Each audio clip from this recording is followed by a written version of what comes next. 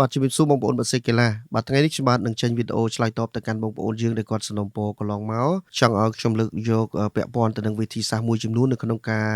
បែងចែកការថែបាទ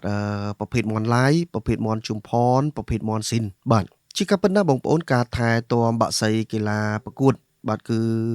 របៀបថែមិនដូចគ្នាទេដោយសារតែឈាមជ័រហើយនឹងប្រភេទមន់គឺបាទវាមានសង្វាក់នៃការប្រកួតហើយនឹងសុខភាពរួមទាំងការផ្សំអាកាសធាតុនឹងក៏អត់ដូចគ្នាដែរបាទមានពូជខ្លះក៏ប៉ាកែនៅបរទេសពូជខ្លះក៏ប៉ាកែនៅយើងពូជខ្លះក៏ប៉ាកែនៅបណ្ដាប្រទេសមួយចំនួនផ្សេងៗទៀតបាទអញ្ចឹងវាមានបើយើងនិយាយទៅគេថាបែងចែកអាកាសធាតុនឹងខុសៗគ្នាឈាមជ័រខុសៗគ្នាអញ្ចឹងការមើលថែនឹងក៏ដូចគ្នាដែរសម្រាប់បងប្អូនដែលគាត់ថែប្រភេទជុំផនខ្ញុំបានចេញវីដេអូហើយបងប្អូនអាចត្រឡប់ទៅមើលនៅคลิปបាទរបៀបថែមន់ជុំផនបានតែដល់ហើយចំពោះបងប្អូនដែលគាត់ថែប្រភេទមន់ស៊ីនបាទប្រភេទមន់មកពីបរទេសណាបាទជាទូទៅបងប្អូនគាត់ប្រកាត់កូនបានកូនទូចៗមកពិបាកមើលថែបន្តិចពិបាកមើលថែមិនពួកមន់ស៊ីនពីតូចមុខស្លេកបងប្អូនមុខមិនសូវក្រហមឲ្យស៊ីដិតដល់មិនវីតាមីនមិនក៏ដោយបាទប្រភេទមុខស្លេកអ្នកខ្លះគាត់ថាមន់គាត់ប្រកាត់មន់ស៊ីនមកទូចស្គមក្រៀបបាទប្រភេទមន់ស៊ីនជាទូទៅបាទរៀងវាបើយើងប្រកាត់យក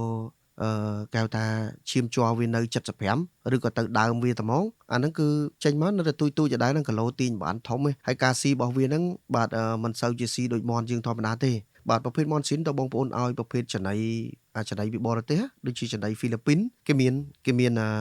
តាមដំណាក់កាលគេចំណីទៅញាស់មួយបែបចឹងទៅចំណីចាប់ពី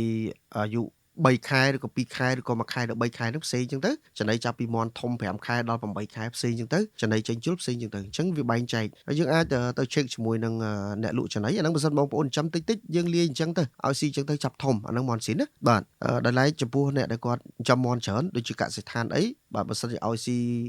តាមចឹងសុតហ្មងបាទយើងទៅអត់រួចទេទៅរួចមិននៅបរទេសគេអាចធ្វើបានបាទប៉ុន្តែនៅស្រុកយើងឲ្យស៊ីចឹងដួលហើយដួលមុនបានផលមន់ហើយបាទយើងថែបាទទី1មន់ស៊ីនយើងថែបងប្អូនថែពេញទៅបាទឲ្យវាស៊ីឲ្យធាត់កុំខ្លាចមន់ស៊ីនធាត់បាទថែឲ្យវាធាត់ឲ្យវាពេញហើយកុំខ្លាចមន់ស៊ីនអឺចាស់ជុលមិនកើតទុកមករោមល្អមន់ស៊ីនណាទុកមករោមជួនកាលទៅយើងថែរោមទី1អត់ឡើងគីឡូទេបាទប្រភេទមន់ស៊ីនបងប្អូនចាំមើលអត់ងាយឡើងគីឡូវាឡើងដែរប៉ុន្តែវាអត់ងាយឡើងណាទុកមករោមដៃឡើងពេញហ្មងបាទដៃឡើងពេញហ្មងវាអូតូម៉ាទិកហ្មងបាទអាសត្វហ្នឹងគឺជាទូទៅមករោមទៅដៃវាល្អបាទរោមវាចេញមកក្តោបល្អប៉ុន្តែមន់សៀនអត់ងាយជ្រុះហូមទេណាបាទមន់សៀនអត់ងាយជ្រុះហូមទេអារោមព្រៃវានៅជាប់ខ្លួនហ្នឹងមិនងាយជ្រុះទេបាទពូជខ្លះវាអាចនឹងត្រូវភ្លៀងត្រូវអីមុំអាកាសធាតុខាងយើងវាអាចធ្លាក់ដែរប៉ុន្តែពូជខ្លះទៀតអត់ទេអត់ងាយធ្លាក់ទេបាទងាយធ្លាក់រោមទេប៉ុន្តែបើបានដូរមករោមហើយល្អណាស់បាទពេញថឹងមកវាហ្មងប្រភេទស៊ីនណាបាទហើយការថែប្រភេទមន់ស៊ីនដូចខ្ញុំបញ្ជាក់អញ្ចឹងបងប្អូនអាសាដាក់សីធុងហើបាទធុងប្រហោះបាទសីធុងហើបាទហើយកុំសូវក្រង់នៅក្នុងត្រង់ជាប់ពេកមន់ស៊ីនបើបងប្អូនក្រង់សុំយើងដូចមន់ជុំផនដូចមន់វៀតណាមអីអត់ងាយទេបាទអត់ងាយមានជើងវាយទេបាទថែដល់ប៉ុណ្ណាក៏ដោយមិនសូវមានជើងវាយទេអញ្ចឹងយើងអាចសីវាជាមួយនឹងត្រង់ហើត្រង់ស្រឡះមានដី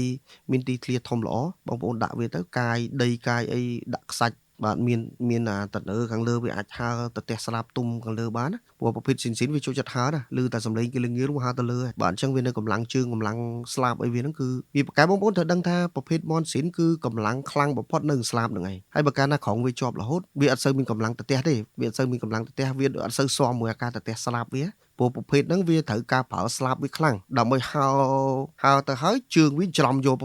ពចឹងទៅបាទវាត្រូវការប្រើស្លាប់ខ្លាំងអញ្ចឹងកាលណាបងប្អូនក្រងស៊ុំជាប់ប្រភេទចង់និយាយថាសង្វាក់នៃការផ្ទះស្លាប់វាហ្នឹងអត់លាស់ល្អពេលទៅជុលទៅហ្នឹងក៏វាអត់សូវប្រកែដែរវាអត់ដូចអ្វីដែលជាធម្មជាតិពួកវាមានណាហ្សែនពួកវាក្បាច់ជុលពួកវាសង្វាក់ជុលពួកវាអញ្ចឹងវាទៅខុសបាត់ហើយអញ្ចឹងកុំសូវក្រងពេកប្រភេទមន់ស៊ីនណាអាហ្នឹងបងដែលគាត់ថែមន់ស៊ីនតែគាត់សួរថាបើប្រាប់វិធីសាស្ត្រថែមន់ស៊ីនកុំខ្លាចធាត់ឲ្យស៊ីចោះបងប្អូនឲ្យស៊ីចោះកុំខ្លាចធាត់បាច់ខ្លាចធាត់ទេតែសំខាន់ឲ្យតែមានទីធ្លាហើទៅផ្ទះស្លាប់នឹងខ្លាំងហើយបងប្អូនធ្វើថ្ងៃអីតិចតួចបានហើយបាទប្រភេទមន់ឡាយមន់ស៊ីននេះគាត់ថាធ្វើថ្ងៃខ្លាំងពេកបាទដួលខ្ពូកឥឡូវនឹងអត់បានទេអញ្ចឹងវាមានប្រភេទសាច់វាអាខ្លះទៅសាច់វាចេញមកវាពេញវាណែនមកវាស្រាប់សាច់វារឹងស្រាប់អត់ចាំបាច់យ៉ាងនិយាយមកថាមន់ស៊ីនខ្លះពូជខ្លះវាអត់ចាំបាច់យើងខ្វាយខ្វល់រឿងធ្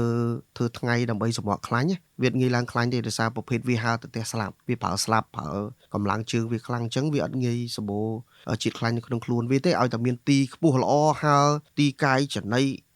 ដីខ្សាច់អីសម្រាប់កាយសម្រាប់អីហ្នឹងអត់ងាយទៅណាទេតែបងប្អូនកង់មកកន្លែងអាហ្នឹងចប់ហើយអាហ្នឹងមន់ស៊ីនឡើងខ្លាញ់ហើយអត់មាននេះទេបាទអត់មានជើងវាយទេបាទប្រភេទមន់ស៊ីនបាទអញ្ចឹងបងប្អូនអាចថែប្រភេទមន់ស៊ីនតាមរបៀបមន់ស៊ីនប្រភេទមន់ជុំភ័ណ្ឌតាមជុំភ័ណ្ឌមន់វៀតណាមតាមមន់វៀតណាមបាទអរគុណហើយបងប្អូនចង់ឲ្យខ្ញុំបាទធ្វើវីដេអូបែបណាទៀតអាច comment នៅខាងក្រោមខ្ញុំបាទនឹងចែករំលែកនៅបទពិសោធន៍ដែលមានអ្វីដែលបងប្អូនមានក៏បងប្អូនទទួលយកអ្វីដែលជាចំណុចមិនទាន់មានហើយខ្ញុំបាទផ្ដល់ជូនទៅបងប្អូនគិតថាល្អក៏បងប្អូន save ហើយយកទៅអនុវត្តបាទអរគុណជួបគ្នាវីដេអូក្រោយ